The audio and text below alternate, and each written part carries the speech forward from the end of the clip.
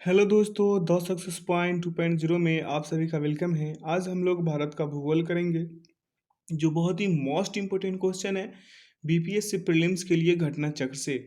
ये 150 क्वेश्चन का सेशन रहेंगे। इसका 3 सेशन आएंगे, जिसका पहला सेशन है और हर सेशन में 50 क्वेश्चंस रहेंगे। तो अपना क्वेश्चन का आंसर साथ साथ लगाते चलिएगा और कमेंट सेक्शन में बताइएगा कि इन 50 क्वेश्चंस में आप लोग का स्कोर क्या रहा। वीडियो में अंत तक बने रहिएगा। वीडियो को लाइक, सब्सक्राइब एंड दोस्तों के साथ शेयर कीजिएगा।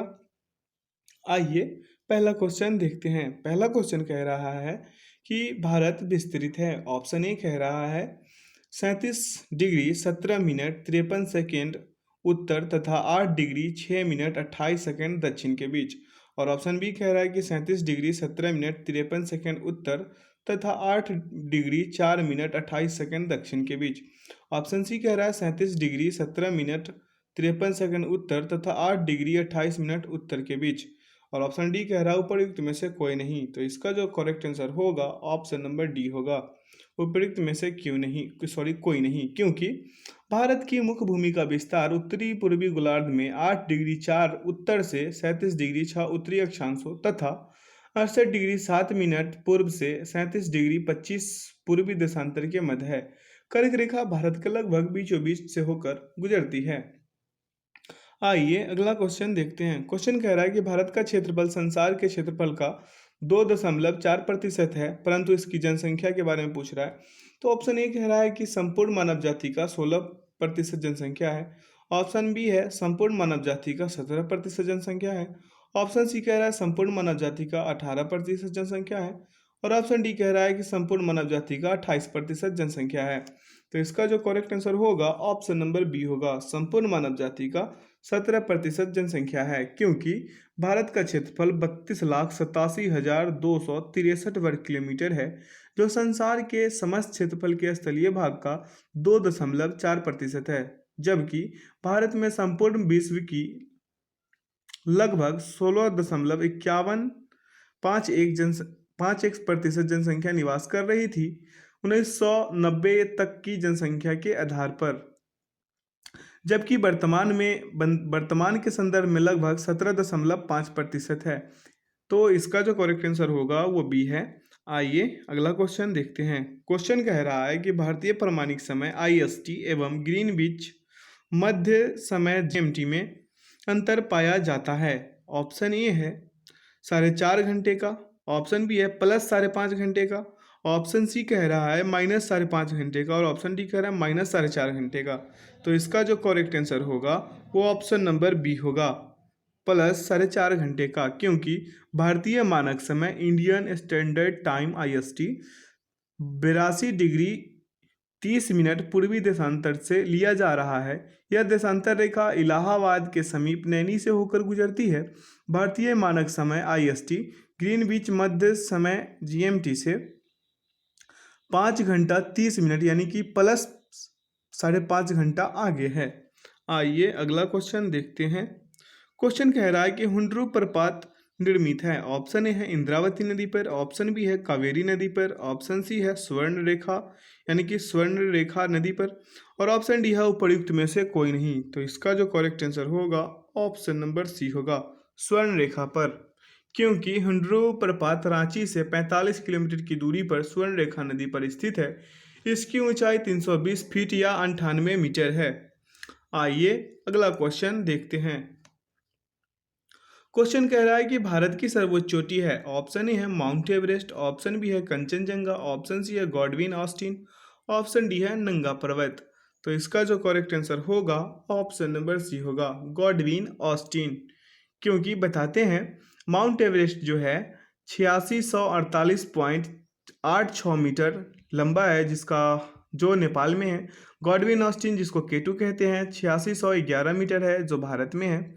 और कंचनजंगा का ऊंचाई 8598 मीटर है, जो भारत में है।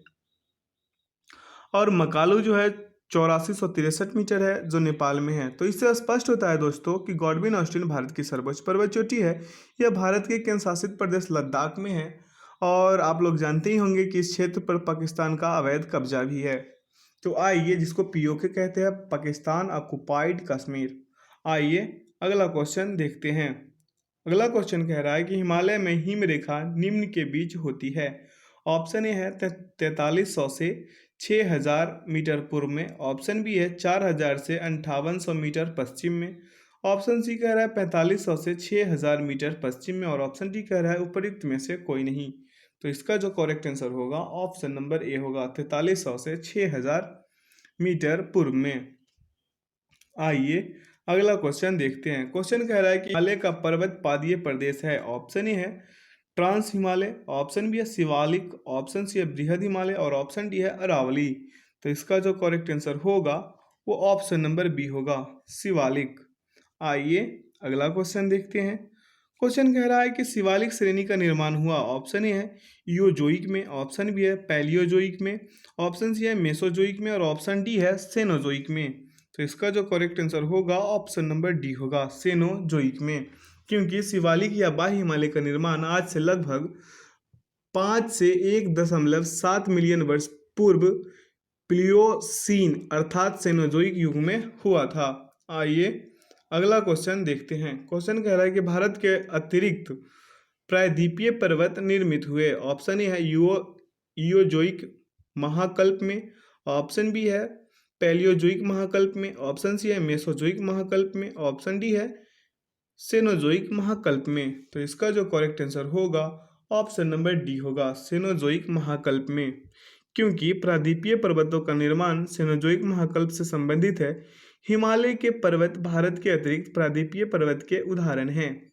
आइए अगला क्वेश्चन देखते हैं। क्वेश्चन कह रहा है कि छोटा नागपुर पठार है। ऑप्शन ए है एक अग्रगंभीर है, ऑप्शन बी है एक गर्त है, ऑप्शन सी है एक पदस्थली है और ऑप्शन डी है एक समप्राय भूमि है। तो इसका जो करेक्ट आंसर होगा ऑप्शन नंबर ए होगा, एक अग्र गंभीर है। क्योंकि बताते हैं, छोटा नागपुर पठार में विभिन्न ऊंचाइयों के पठारों का क्रम मिलता है। मध्य पश्चिमी भाग पर पाट भूमि स्थित है जिसकी अधिकांश ऊंचाई 1100 मीटर मिलती है। इस पठार की प्रत्येक दिशा में सोपान मिलते हैं। पठार में ढाल तीव्र अस्कार्पों के रूप में पाए जाते हैं। यह एक अग्र गंभीर है। ये पठार जो है एक अग्र गंभीर पठार है। आइए अगला क्वेश्चन देखते हैं। अगला क्वेश्चन कह रहा है कि भारत में भू आकारों की रचना के संबंध में निम्नलिखित कथनों पर मनन कीजिए। तो एक पहला कथन है कि संरचनात्मक दृष्टि से मेघालय पठार दक्कन पठार का ही विस्तारित भाग है। और दूसरा कथन है कि कश्मीर घाटी की रचना एक समभिनति में हुई। और तीसरा है कि गंगा मैदान की रचना एक अग्रगत गर्त में हुई। और चौथा है हिमालय की उत्पत्ति भारतीय प्लेट, यूरोपीय प्लेट तथा चीनी प्लेट के त्रिकोणीय अभिसरण के फलस्वरूप हुई। तो इन कथनों का जो सही है, जो ये 4 कथन है, इनमें से कौन से कथन सही है ये बताना है आप लोगों को। तो इसका जो करेक्ट आंसर होगा ऑप्शन नंबर ए होगा, 1, 2 तथा 3। क्योंकि मेघालय पठार प्रायद्वीपीय पठार का वही साड़िये है। यह एक समतल भूमि है जो भ्रंशन के कारण भारतीय प्रायद्वीप से मालदा गैप द्वारा पृथक हो गया था। जो कथन 1 में बोला गया था ये बिल्कुल सही है। कश्मीर घाटी की रचना हिमालय की समभिनति में हुई है। स्वेस के अनुसार गंगा के विशाल मैदान की उत्पत्ति तब हुई जब प्रायद्वीप के दृढ़ भूखंड ने हिमालय की दक्षिण की ओर प्रसार को रोका, तो हिमालय के उच्च वलनों के समक्ष एक अग्रगर्त पैदा हो गया। यह अग्रगर्त एक विशाल भूसन्नति की भांति था। हिमालय से निकलने वाली नदियों द्वारा निरंतर लाए जा रहे अवसादों से यह अग्रगर्त धीरे धीरे बढ़ता रहा।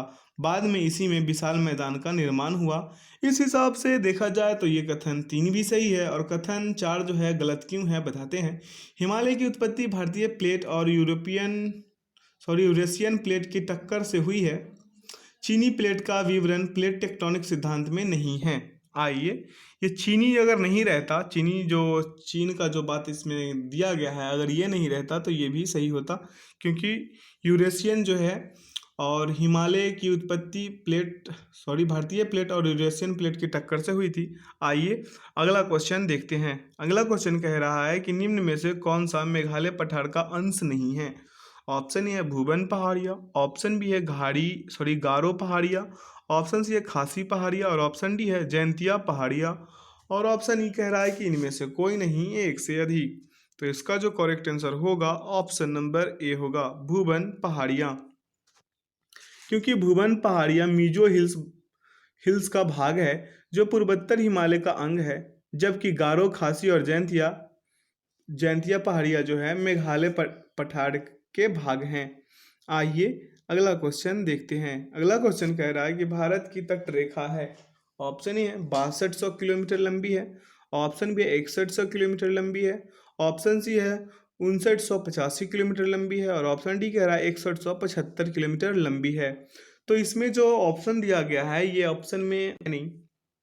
आइए इसका एक्सप्लेनेशन से आप लोगों को समझाते हैं। भारत के मुख्य भूमि से लगे कुल तट की लंबाई 5422.6 किलोमीटर है। मुख्य भूमि से दूर कुल तट की लंबाई 2094 किलोमीटर है। भारत की संपूर्ण तट रेखा अर्थात द्वीपों के साथ 7516.6 किलोमीटर है, जो विकल्प में बिल्कुल भी कोई सही नहीं है भारत की तट रेखा। तो आइए अगला क्वेश्चन देखते हैं। इनमें अगर ऑप्शन ई रहता इनमें से कोई नहीं, एक से अधिक, तो वो बिल्कुल सही होता। आइए अगला क्वेश्चन देखते हैं। क्वेश्चन कह रहा है कि महाराष्ट्र एवं कर्नाटक में पश्चिमी घाट डैश कहलाते हैं। ऑप्शन है नीलगिरी पर्वत, ऑप्शन बी है सह्याद्री, ऑप्शन सी है दक्कन पठार और ऑप्शन डी है इनमें से कोई नहीं। तो इसका जो करेक्ट आंसर होगा ऑप्शन नंबर बी होगा, सह्याद्री। क्योंकि पश्चिमी घाट को महाराष्ट्र, गोवा व कर्नाटक में सह्याद्री के नाम से जाना जाता है।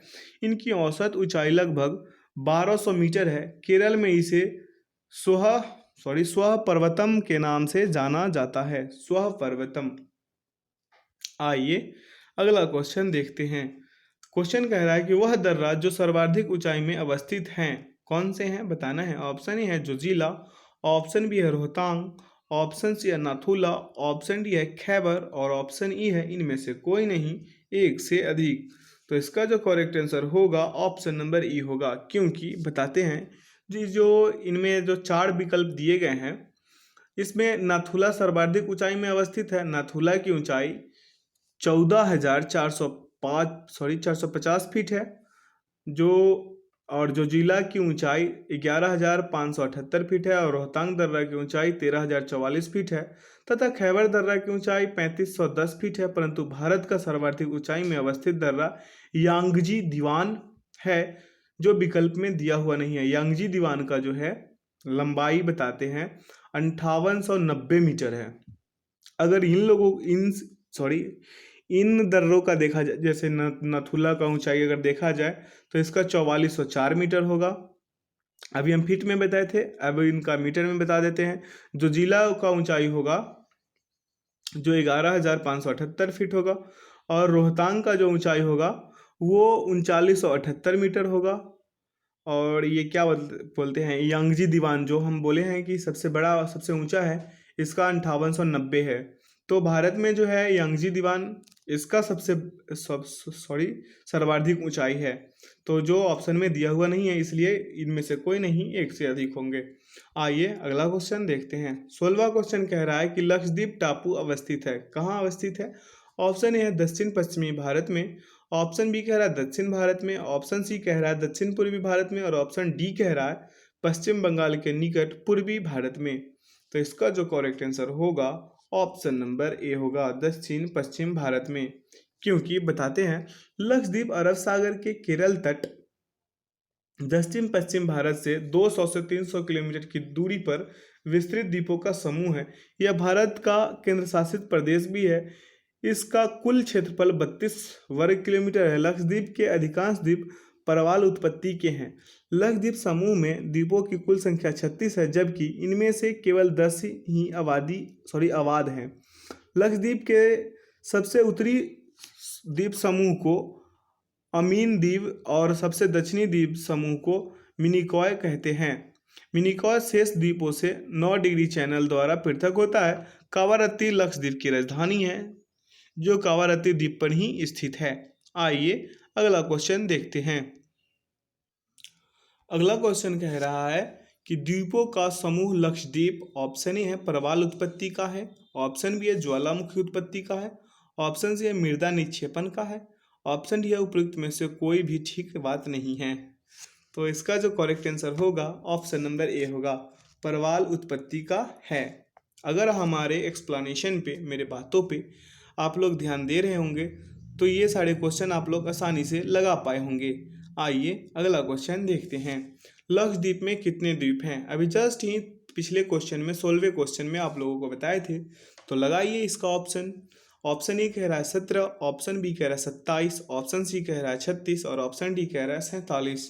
तो इसका जो करेक्ट आंसर होगा वो ऑप्शन नंबर सी होगा, 36, जिसमें 10 ही आबाद है, जिसपे 10 पे ही आबादी मतलब जनसंख्या जो है, मानव जाति जो है वो निवास करते हैं। आइए अगला क्वेश्चन देखते हैं। क्वेश्चन कह रहा है कि विदर्भ एक प्रादेशिक नाम है भारत में और यह कहाँ है? सॉरी किसका अंग है ये बताना है। ऑप्शन है गुजरात का अंग है, ऑप्शन बी है महाराष्ट्र का अंग है, ऑप्शन सी है मध्य प्रदेश का अंग है और ऑप्शन डी है उड़ीसा का अंग है। अगर आप लोग क्रिकेट देखते होंगे तो विदर्भ है, ये सब सौराष्ट्र है, तो ये सब पे अगर आप लोग क्रिकेट देखते होंगे तो ये सब क्वेश्चन का आंसर आसानी से लगा पाए होंगे, क्योंकि वहाँ से भी आप लोग लगा सकते हैं सोचकर। तो इसका जो करेक्ट आंसर होगा वो महाराष्ट्र का अंग है, विदर्भ जो है। विदर्भ महाराष्ट्र राज्य का उत्तर पूर्वी प्रादेशिक क्षेत्र भी है। विदर्भ महाराष्ट्र राज्य का उत्तर पूर्वी प्रादेशिक क्षेत्र भी है और ये महाराष्ट्र का अंग है। आइए अगला क्वेश्चन देखते हैं। अगला क्वेश्चन कह रहा है कि निम्नलिखित में से किस राज्य में सर्वाधिक क्षेत्र वनों के अंतर्गत पाया जाता है? ऑप्शन ए है हिमाचल प्रदेश, ऑप्शन बी है असम, ऑप्शन सी है आंध्र प्रदेश और ऑप्शन डी है अरुणाचल प्रदेश और ऑप्शन ई है इनमें से कोई नहीं, एक से अधिक। तो इसका जो करेक्ट आंसर होगा ऑप्शन नंबर डी होगा, अरुणाचल प्रदेश। बताते हैं मध्य प्रदेश में जो है वो 77,482 वर्ग किलोमीटर है, यानी कि 25.14% वन क्षेत्र है।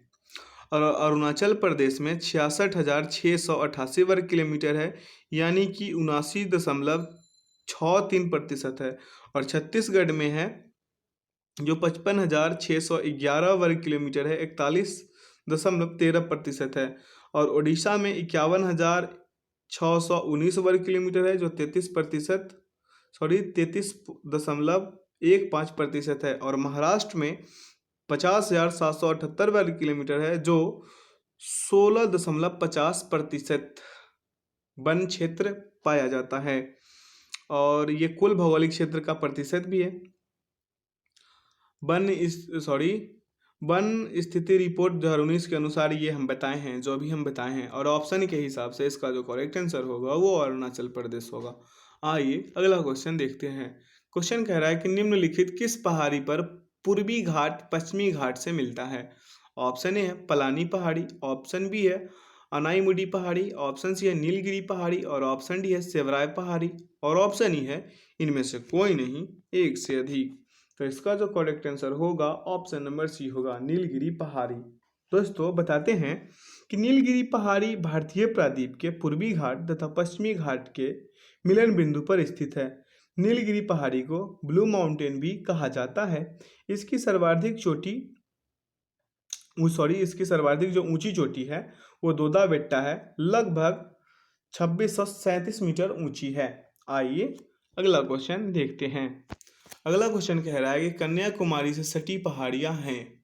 ऑप्शन ए है अन्नामलाई पहाड़ियां, ऑप्शन बी है नीलगिरी पहाड़ियां, ऑप्शन सी है कार्डेमम पहाड़ियां और ऑप्शन डी है सेबराय पहाड़ियां और ऑप्शन ई है इनमें से कोई नहीं, एक से अधिक।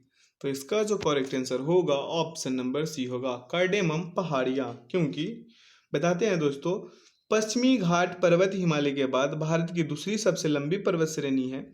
इसकी लंबाई करीब 1500 किलोमीटर है। इसे सह्याद्री के नाम से भी जाना जाता है। नीलगिरी पहाड़ी एक स्थलीकृत घाट है जहां पूर्वी घाट एवं पश्चिमी घाट पर्वत मिलते हैं। नीलगिरी का सर्वोच्च शिखर दोदाबेट्टा है, जो पहले भी बताएं। जो दक्षिण भारत का दूसरा सर्वोच्च शिखर है, दक्षिण भारत का सर्वोच्च शिखर अनायमुडी अन्नामलाई पर्वत चोटी है। यह नीलगिरी के दक्षिण में है। अन्नामलाई के दक्षिण में कार्डेमम यानी कि इलायची की पहाड़ियां हैं, जो कन्याकुमारी के नज़दीक स्थित हैं। आइए अगला क्वेश्चन देखते हैं। अगला क्वेश्चन कह रहा है कि क्षेत्रफल के क्रम में भारत के 3 बड़े राज्य। ऑप्शन ए है राजस्थान, मध्य प्रदेश, महाराष्ट्र। ऑप्शन बी है मध्य प्रदेश, राजस्थान, महाराष्ट्र। ऑप्शन सी है महाराष्ट्र, राजस्थान, मध्य प्रदेश। और ऑप्शन डी है मध्य प्रदेश, महाराष्ट्र, राजस्थान। तो इसका जो करेक्ट आंसर होगा ऑप्शन नंबर ए होगा। क्यों होगा बताते हैं। राजस्थान का जो क्षेत्रफल है वो इस प्रकार है, बताते हैं।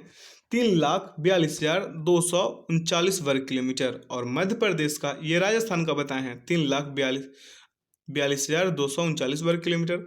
मध्य प्रदेश का है 3,08,252 वर्ग किलोमीटर। और महाराष्ट्र का है 3,07,713 वर्ग किलोमीटर। फिर से एक बार बता दें कि राजस्थान का है 3,42,239 वर्ग किलोमीटर, मध्य प्रदेश का है 3,08,252 वर्ग किलोमीटर और महाराष्ट्र का है 3,07,713 वर्ग किलोमीटर। तो आप लोग अच्छे से समझ पाए होंगे कि क्यों है इसका ये ऑप्शन सही। आइए अगला क्वेश्चन देखते हैं। क्वेश्चन कह रहा है कि भारत में जनसंख्या के अनुसार तीसरा एवं क्षेत्रफल में 12वां राज्य है। ऑप्शन ए है महाराष्ट्र, ऑप्शन बी है मध्य प्रदेश, ऑप्शन सी है कर्नाटक, ऑप्शन डी है बिहार। तो इसका जो करेक्ट आंसर होगा ऑप्शन नंबर डी होगा, बिहार। क्योंकि बताते हैं दोस्तों, बिहार जनसंख्या की दृष्टि से भारत का तीसरा बड़ा राज्य है तथा क्षेत्रफल की दृष्टि से 12वां बड़ा राज्य है। तेलंगाना के गठन के बाद क्षेत्रफल की दृष्टि से बिहार का स्थान 13वां हो गया था, परंतु जम्मू कश्मीर के पुनर्गठन के पश्चात बिहार का स्थान पुनः 12वां हो गया। अब कहीं पे ये होता है कि स्टूडेंट कन्फ्यूजन में हो जाते हैं। कन्फ्यूजन में इसलिए हो जाते हैं कि वो ये समझ लेते हैं कि तेलंगाना का गठन के बाद तो बिहार का स्थान 13वां हो गया था, लेकिन वो ये भूल जाते हैं कि जम्मू कश्मीर का जो पुनर्गठन हुआ था तत्पश्चात उसका स्थान फिर से 12वां हो गया था। 12वां था फिर 12वां हो गया, बीच में तेलंगाना के कारण 13वां हुआ और जम्मू कश्मीर के कारण फिर से 12वां हो गया। तो इस बात को आप लोग अच्छे से बिठा लीजिए दिमाग में, क्योंकि बार बार एग्जाम्स में आते हैं। बिहार से रिलेटेड जितने भी एग्जाम हैं वो सारे एग्जाम्स में ऐसा क्वेश्चन बार बार रिपीटेड होते रहते हैं। तो आइए अगला क्वेश्चन देखते हैं। अगला क्वेश्चन कह रहा है कि भारत के निम्नलिखित भागों में द्रविड़ियन प्रजाति मुख्यतः कहाँ संकेंद्रित हैं। ऑप्शन ए है दक्षिण भारत, ऑप्शन बी है उत्तर पश्चिमी भारत, ऑप्शन सी है उत्तर पूर्वी भारत और ऑप्शन डी है उत्तर भारत और ऑप्शन ई है इनमें से कोई नहीं, एक से अधिक। तो इसका जो करेक्ट आंसर होगा ऑप्शन नंबर ए होगा, दक्षिण भारत। क्योंकि दोस्तों द्रविड़ियन प्रजाति जो है वह मुख्य रूप से भारत के दक्षिणी भाग में संकेंद्रित है। ये द्रविड़ भाषा परिवार से संबंधित है। इनमें तमिल, कन्नड़, मलयालम, तेलुगु और तुलु प्रमुख हैं। द्रविड़ियन प्रजाति के लोग मध्य भारत तथा दक्षिणी पूर्वी भारत में भी बिखरे हुए हैं। आइए अगला क्वेश्चन देखते हैं। अगला क्वेश्चन कह रहा है कि निम्नलिखित में से किस राज्य में जनजातीय समुदाय की पहचान नहीं की गई। तो ऑप्शन ए कह रहा है महाराष्ट्र, ऑप्शन बी कह रहा है छत्तीसगढ़, ऑप्शन सी कह रहा है हरियाणा और ऑप्शन डी है कर्नाटक। तो इसका जो करेक्ट आंसर होगा ऑप्शन नंबर सी होगा, हरियाणा। आइए अगला क्वेश्चन देखते हैं। अगर इसका थोड़ा सा अगर डिटेल बताना चाहें तो ये है दोस्तों कि वर्ष 2011 की जनगणना के अनुसार पंजाब, हरियाणा, चंडीगढ़, दिल्ली तथा पुदुचेरी में जनजातीय समुदाय की पहचान नहीं की गई थी। ये हम इसलिए बता रहे हैं कि अगले ऑप्शन में अगर दे दिया जाए हरियाणा की जगह पंजाब हो या फिर चंडीगढ़ हो या फिर दिल्ली हो या पुदुचेरी हो, इसलिए बताया गया है। आइए अगला क्वेश्चन देखते हैं। क्वेश्चन कह रहा है कि भील जाति कहाँ पाई जाती है। ऑप्शन ए है असम, ऑप्शन बी है झारखंड, ऑप्शन सी है पश्चिम बंगाल, ऑप्शन डी है महाराष्ट्र। तो इसका जो करेक्ट आंसर होगा ऑप्शन नंबर डी होगा, महाराष्ट्र। क्योंकि भील जनजाति भारत के गुजरात, मध्य प्रदेश, छत्तीसगढ़, महाराष्ट्र, आंध्र प्रदेश, तेलंगाना सहित कर्नाटक, त्रिपुरा एवं राजस्थान प्रांतों में अधिवासित हैं, यानी कि वहाँ निवास करते हैं। आइए अगला क्वेश्चन देखते हैं। अगला क्वेश्चन कह रहा है कि निम्नलिखित में से जनजाति और राज्य की कौन सी जोड़ी सही नहीं है। ऑप्शन ए है भील गुजरात, ऑप्शन बी है गद्दी हिमाचल प्रदेश, ऑप्शन सी है कोटा तमिलनाडु, ऑप्शन डी है टोडा केरल और ऑप्शन ई है इनमें से कोई नहीं, एक से अधिक। तो इसका जो करेक्ट आंसर होगा ऑप्शन नंबर डी होगा। ये जो है सही नहीं है। क्यों सही नहीं है बताते हैं दोस्तों। भील जो है अभी जस्ट बताया गुजरात कर्नाटक मध्य प्रदेश राजस्थान इत्यादि में है, और गद्दी जो है हिमाचल प्रदेश जम्मू कश्मीर, गद्दी जो जनजाति है वो हिमाचल प्रदेश है और जम्मू कश्मीर में भी है, और कोटा जो है तमिलनाडु में है, और टोडा कोटा टोडा दोनों तमिलनाडु में है। इसीलिए इसका जो करेक्ट आंसर होगा वो केरल जो है ये नहीं होगा। अगर यहाँ तमिलनाडु होता तो फिर यहाँ पे ऑप्शन होता इनमें से कोई नहीं, एक से अधिक। तो आइए अगला क्वेश्चन देखते हैं। अगला क्वेश्चन कह रहा है कि निम्नलिखित नगरों में अलकनंदा एवं भागीरथी कहाँ मिलकर गंगा नदी बनाती है। अगर आप लोग गंगा तंत्र पढ़े होंगे तो इसको आसानी से लगा पाएंगे। आइए ऑप्शन ए देखते हैं। ऑप्शन ए है हरिद्वार, ऑप्शन बी है ऋषिकेश, ऑप्शन सी है रुद्रप्रयाग, ऑप्शन डी है देवप्रयाग और ऑप्शन ई है इनमें से कोई नहीं, एक से अधिक। तो इसका जो करेक्ट आंसर होगा ऑप्शन नंबर डी होगा देवप्रयाग। क्योंकि दोस्तों देवप्रयाग उत्तराखंड के टिहरी गढ़वाल जिले में स्थित प्रसिद्ध तीर्थ स्थल है। यह अलकनंदा तथा भागीरथी नदियों के संगम पर स्थित है। इसी संगम स्थल के बाद से नदी को गंगा के नाम से जाना जाता है। देवप्रयाग उत्तराखंड के पंच प्रयागों में से एक माना जाता है। आइए अगला क्वेश्चन देखते हैं। अगला क्वेश्चन कह रहा है कि भारत में यरलुंग जांगबो नदी को किस नाम से जाना जाता है। ऑप्शन ए है गंगा, ऑप्शन बी है सिंधु, ऑप्शन सी है ब्रह्मपुत्र और ऑप्शन डी है महानदी। तो इसका जो करेक्ट आंसर होगा ऑप्शन नंबर सी होगा ब्रह्मपुत्र। क्योंकि भारत में यरलुंग जांगबो जियांग नदी को ब्रह्मपुत्र नदी के नाम से जाना जाता है। यह नदी तिब्बत में सांगपो तथा बंगाल में जमुना कहलाती है। आइए अगला क्वेश्चन देखते हैं। अगला क्वेश्चन कह रहा है कि तेल नदी निम्नलिखित नदियों में से किसकी सहायक नदी है। तो ऑप्शन ए है बागमती, ऑप्शन बी है घाघरा, ऑप्शन सी है गंडक और ऑप्शन डी है कमला और ऑप्शन ई है इनमें से कोई नहीं, एक से अधिक। तो इसका जो दोस्तों करेक्ट आंसर होगा ऑप्शन नंबर ई होगा, इनमें से कोई नहीं, एक से अधिक। ये क्यों होगा बताते हैं। तेल नदी महानदी की प्रमुख सहायक नदी है। यह नदी मात्र 8 किलोमीटर तक प्रवाहित होती है। यह ओडिशा राज्य की प्रमुख नदी है। महानदी की अन्य सहायक नदियों में शिवनाथ, जोंक, हंसदो, ईब, मांड आदि हैं। आइए अगला क्वेश्चन देखते हैं। अगर हमारे बातों पे आप लोग गौर कर रहे होंगे तो हर क्वेश्चन का एक्सप्लेनेशन से आप लोग क्वेश्चन का आंसर और क्वेश्चन अच्छे से समझ पाए होंगे। आइए अगला क्वेश्चन देखते हैं। निम्नलिखित में से कौन सी नदियाँ बंगाल की खाड़ी में गिरती है। ऑप्शन ए कह रहा है गंगा, ब्रह्मपुत्र तथा गोदावरी, ऑप्शन बी है महानदी कृष्णा तथा कावेरी, ऑप्शन सी है लूनी नर्मदा तथा ताप्ती और ऑप्शन डी है ए और बी दोनों।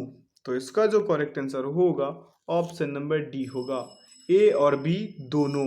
क्योंकि गंगा, ब्रह्मपुत्र, गोदावरी, महानदी, कृष्णा, कावेरी, पेन्नार, स्वर्णरेखा तथा ब्राह्मणी बंगाल की खाड़ी में गिरने वाली प्रमुख नदियां हैं।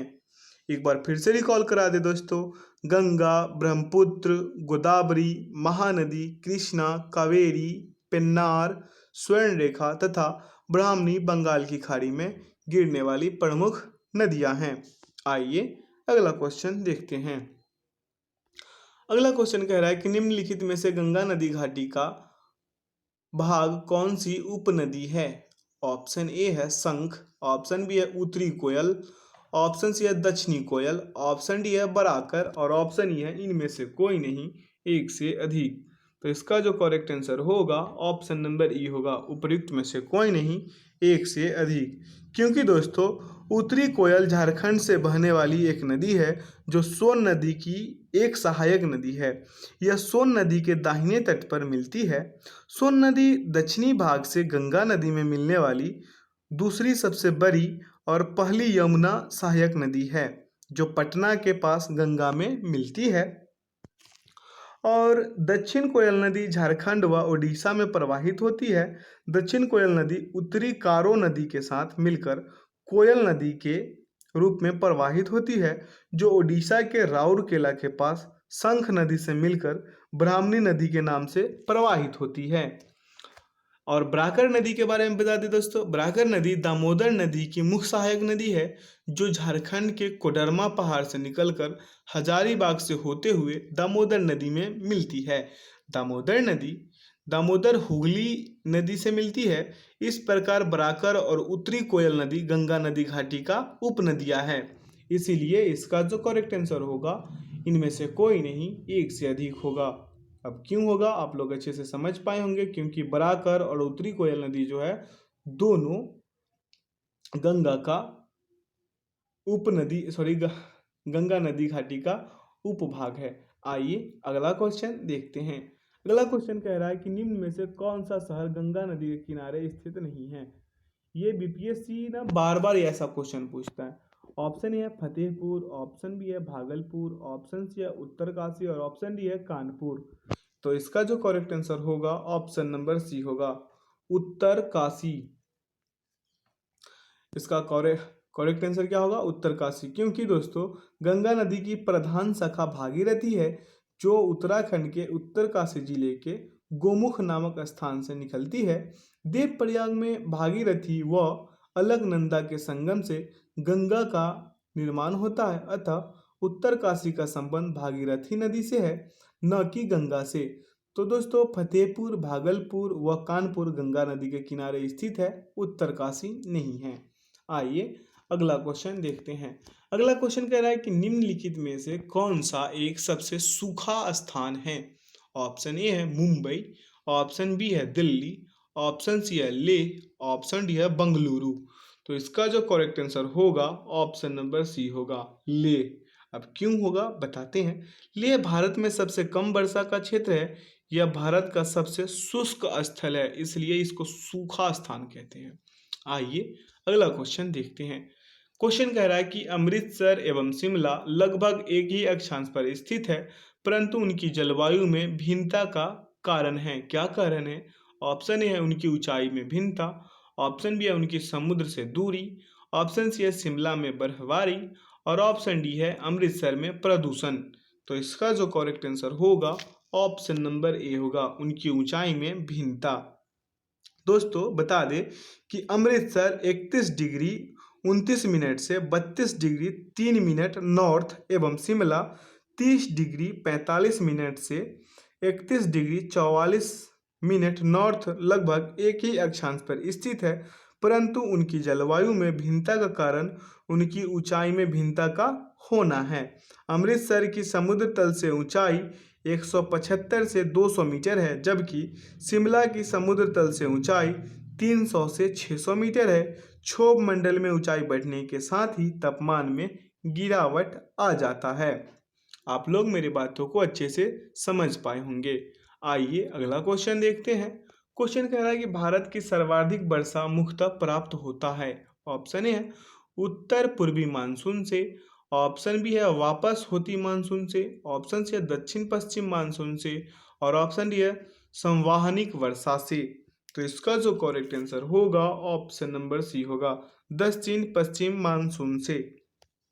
क्योंकि दोस्तों मौसम विभाग द्वारा प्रस्तुत वर्ष 2019 के आंकड़ों के अनुसार दक्षिण पश्चिम मानसून से भारत की कुल वर्षा का अधिक हिस्सा प्राप्त होता है। भारत में वास्तविक औसतन जो वर्षा होता है वो 1288.8 मिमी होता है। भारत में दक्षिण पश्चिम मानसून से 1971.8 मिमी वर्षा होती है, जो कि दीर्घकालिक औसतन वर्षा का 75.40% है। आइए अगला क्वेश्चन देखते हैं। क्वेश्चन कह रहा है कि दुमट्टी यानी कि लोम मिट्टी में मिट्टी का कौन सा कण मिलता है। ऑप्शन ए है बालू कण, ऑप्शन बी है चिकना कण, ऑप्शन सी है पांसु कण और ऑप्शन डी है सभी प्रकार के कण। तो इसका जो करेक्ट आंसर होगा ऑप्शन नंबर डी होगा, सभी प्रकार के कण। क्योंकि दोस्तों सामान्यतः दोमट मिट्टी यानी कि लोम मिट्टी में 40% बालू के कण, 40% मृत्तिका क्ले के कण एवं 20% गाद के कण पाए जाते हैं, इसलिए इसका विकल्प जो होगा वो डी होगा। आइए अगला क्वेश्चन देखते हैं। अगला क्वेश्चन कह रहा है कि पौधों को सबसे अधिक पानी किस मिट्टी में मिलती है। ऑप्शन ए है चिकनी मिट्टी, ऑप्शन बी है 500 मिट्टी, ऑप्शन सी है बलुई मिट्टी और ऑप्शन डी है लूम मिट्टी। तो इसका जो करेक्ट आंसर होगा ऑप्शन नंबर ए होगा चिकनी मिट्टी, क्योंकि दोस्तों चिकनी मिट्टी में जल धारण की क्षमता सबसे अधिक होती है, इसलिए पौधे को सबसे अधिक पानी इसी मिट्टी में मिलता है। चिकनी मिट्टी में 50% से कम गाद और 50% तक मृत्तिका व बालू की कुछ मात्रा पाई जाती है। इसमें वायु का आवागमन कम होता है, जिससे जल क्रांति हो जाती है। आइए अगला क्वेश्चन देखते हैं। अगला क्वेश्चन कह रहा है कि निम्नलिखित नहर प्रणालियों में किससे बिहार के क्षेत्र में सिंचाई होती है।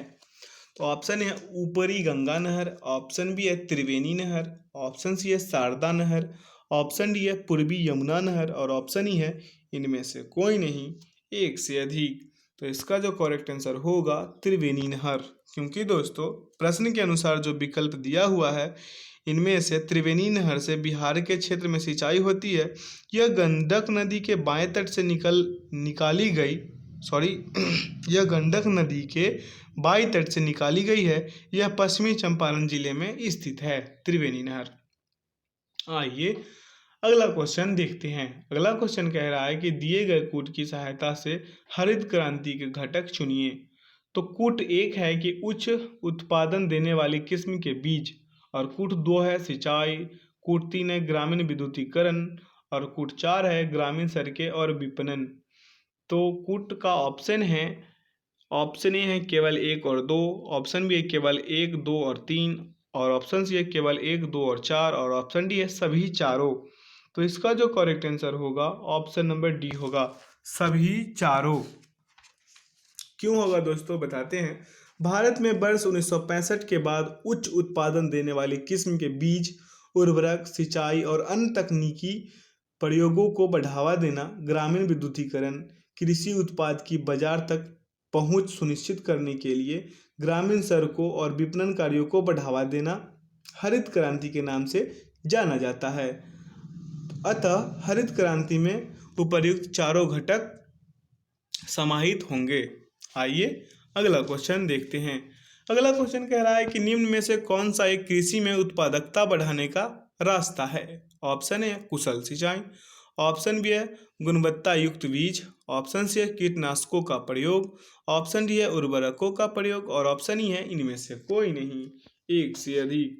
तो इसका जो करेक्ट आंसर होगा ऑप्शन नंबर ई होगा, क्योंकि दोस्तों भारत में 60 और 70 के दशक में बीज, खाद, सिंचाई, कीटनाशकों और पादप संरक्षक तकनीकों का उत्पादन, विकास और प्रयोग में वृद्धि हुई। इससे देश में हरित क्रांति का सूत्रपात हुआ था। आइए अगला क्वेश्चन देखते हैं। अगला क्वेश्चन कह रहा है कि इंद्रधनुषीय क्रांति का संबंध है। ऑप्शन ए है हरित क्रांति से, ऑप्शन बी है श्वेत क्रांति से, ऑप्शन सी है नीली क्रांति से और ऑप्शन डी है उपर्युक्त सभी से। तो इसका जो करेक्ट आंसर होगा ऑप्शन नंबर डी होगा, उपरोक्त सभी से, क्योंकि 28 जुलाई 2000 को केंद्र सरकार ने नई राष्ट्रीय कृषि नीति की घोषणा की। इस नई नीति के तहत इंद्रधनुषीय क्रांति की परिकल्पना प्रस्तुत की गई। इसके अंतर्गत प्रत्यक्ष या अप्रत्यक्ष रूप से कृषि के क्षेत्र से संबंधित सभी क्रांतियों को शामिल किया गया, जैसे हरित क्रांति, श्वेत क्रांति, पीली क्रांति, नीली क्रांति, लाल क्रांति, सुनहरी क्रांति, भूरी क्रांति, रजत क्रांति व खदान श्रृंखला क्रांति आदि। यानी कि सभी क्रांति इंद्रधनुषीय क्रांति के संबंध में सही होंगे। आइए अगला क्वेश्चन देखते हैं।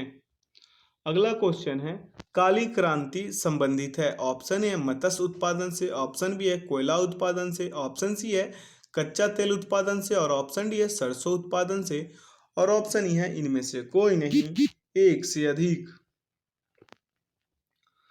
तो इसका जो करेक्ट आंसर होगा ऑप्शन नंबर सी होगा, कच्चा तेल उत्पादन से काली क्रांति का संबंध है। काली क्रांति का संबंध कच्चा तेल उत्पादन से है। अन्य प्रमुख क्रांतियां तथा उनके उत्पादन इस प्रकार है: गुलाबी क्रांति प्याज उत्पादन, नीली क्रांति मत्स्य उत्पादन, हरित क्रांति खदान उत्पादन, लाल क्रांति मांस और टमाटर उत्पादन और पीली क्रांति तिलहन उत्पादन। तो आइए दोस्तों अगला क्वेश्चन देखते हैं। अगला क्वेश्चन कह रहा है कि भारत का अधिकतम गेहूं उत्पादन राज्य है। ऑप्शन ए है हरियाणा, ऑप्शन बी है पंजाब, ऑप्शन सी है बिहार और ऑप्शन डी है उत्तर प्रदेश। तो इसका जो करेक्ट आंसर होगा ऑप्शन नंबर डी होगा, उत्तर प्रदेश। क्योंकि दोस्तों 3 बड़े गेहूं उत्पादन राज्य है जो क्रमशः बताते हैं। पहला है उत्तर प्रदेश, दूसरा है पंजाब और तीसरा है हरियाणा। वर्ष 2019-20 के आंकड़ों के अनुसार सर्वाधिक गेहूं उत्पादन 3 राज्य प्रथम स्थान पे है उत्तर प्रदेश, द्वितीय पे है मध्य प्रदेश और तृतीय पे है पंजाब। आइए अगला क्वेश्चन देखते हैं। अगला क्वेश्चन कह रहा है कि सबसे ज़्यादा गेहूं का पैदा होता है कहाँ पे। ऑप्शन ए है उत्तर प्रदेश, ऑप्शन बी है पंजाब, ऑप्शन सी है मध्य प्रदेश और ऑप्शन डी है हरियाणा। तो इसका जो करेक्ट आंसर होगा ऑप्शन नंबर ए होगा। मेरा बातों पे आप लोग ध्यान दे रहे होंगे तो आशा करते हैं आप लोग क्वेश्चन को ठीक ठाक लगा पाए होंगे। आइए अगला क्वेश्चन देखते हैं। अगला क्वेश्चन है भारत के किन राज्यों में गन्ना सबसे ज़्यादा पैदा होता है। ऑप्शन ए है बिहार एवं उत्तर प्रदेश, ऑप्शन बी है उत्तर प्रदेश एवं राजस्थान, ऑप्शन सी है आंध्र प्रदेश एवं जम्मू कश्मीर, ऑप्शन डी है पंजाब एवं हिमाचल प्रदेश। तो इसका जो करेक्ट आंसर होगा ऑप्शन नंबर ए होगा, बिहार एवं उत्तर प्रदेश। क्योंकि वर्ष 2019-20 के चतुर्थ अग्रिम अनुमान के आंकड़ों के अनुसार सर्वाधिक गन्ना उत्पादन 8 राज्यों का क्रम बताते हैं। पहला उत्तर प्रदेश, दूसरा है महाराष्ट्र, तीसरा है कर्नाटक, चौथा है बिहार, पांचवा तमिलनाडु, छठा गुजरात, सातवां हरियाणा एवं आठवां पंजाब। तो इसका जो विकल्प में दिया हुआ है बिहार एवं उत्तर प्रदेश ये सही होंगे। आइए अगला क्वेश्चन देखते हैं। अगला क्वेश्चन कह रहा है कि भारत के निम्न राज्यों में से किसे चीनी का कटोरा कहा जाता है। बहुत ही अच्छा क्वेश्चन है। ऑप्शन है उत्तर प्रदेश, ऑप्शन बी है महाराष्ट्र, ऑप्शन सी है बिहार, ऑप्शन डी है हरियाणा और ऑप्शन ई है इनमें से कोई नहीं, एक से अधिक। तो इसका जो करेक्ट आंसर होगा ऑप्शन नंबर ए होगा, उत्तर प्रदेश। उत्तर प्रदेश को भारत का चीनी का कटोरा कहा जाता है। यह गन्ने का सबसे बड़ा उत्पादक राज्य है तथा वर्ष 2018-19 में चीनी का भी सबसे बड़ा उत्पादक है तथा ISMA के प्राथमिक अनुमान के अनुसार वर्ष 2020-21 में भी उत्तर प्रदेश प्रथम स्थान पर हैं। आइए अगला क्वेश्चन देखते हैं। भारत में एकमात्र राज्य जो केसर का उत्पादन करता है। ऑप्शन ए है हिमाचल प्रदेश, ऑप्शन बी है असम, ऑप्शन सी है जम्मू कश्मीर, ऑप्शन डी है मेघालय और ऑप्शन ई है इनमें से कोई नहीं, एक से अधिक। तो इसका जो करेक्ट आंसर होगा ऑप्शन नंबर सी होगा, जम्मू कश्मीर। क्योंकि दोस्तों भारत में केसर उत्पादन एकमात्र राज्य जम्मू कश्मीर करती है। यहाँ प्राचीन काल से ही केसर का उत्पादन किया जा रहा है। वर्तमान में जम्मू कश्मीर एक केंद्र शासित प्रदेश है, ये आप लोग जानते हैं। आइए अगला क्वेश्चन देखते हैं और इस सेशन का आखिरी क्वेश्चन होगा। निम्न में से नकदी फसल कौन सी नहीं है। ऑप्शन ए है जूट, ऑप्शन बी है मूंगफली, ऑप्शन सी है ज्वार, ऑप्शन डी है गन्ना, ऑप्शन ई है उपरोक्त में से कोई नहीं, एक से अधिक। तो इसका जो करेक्ट आंसर होगा ऑप्शन नंबर सी होगा, ज्वार। क्योंकि दोस्तों आर्थिक समीक्षा भारत सरकार भारत की प्रमुख फसलों को निम्न प्रकार प्रदर्शित करता है। जो पहला है खाद्यान्न फसलें, खाद्य फसलें जो है वो है पहला में चावल, गेहूं, मक्का, मोटे अनाज और दलहन। और गैर खाद्यान्न फसलें, नकदी फसलें जो हैं वो तिलहन है, मूंगफली है, रेपसीड है और सरसों है। और दूसरे में रेशेदार कपास, जूट, मेस्ता। और तीसरे में बागवानी फसलें चाय, कॉफ़ी, रबर। और चौथे में है गन्ना, तंबाकू, आलू। तो दोस्तों इन 50 क्वेश्चंस में आप लोग का स्कोर क्या रहा कमेंट सेक्शन में ज़रूर बताइएगा। आशा करते हैं इस वीडियो से आप लोग को काफ़ी कुछ सीखने को मिला होगा। तो वीडियो में अंत तक बने रहने के लिए बहुत बहुत धन्यवाद। वीडियो को लाइक, सब्सक्राइब एंड दोस्तों के साथ शेयर कीजिएगा। Thanks for watching the video. जय हिंद।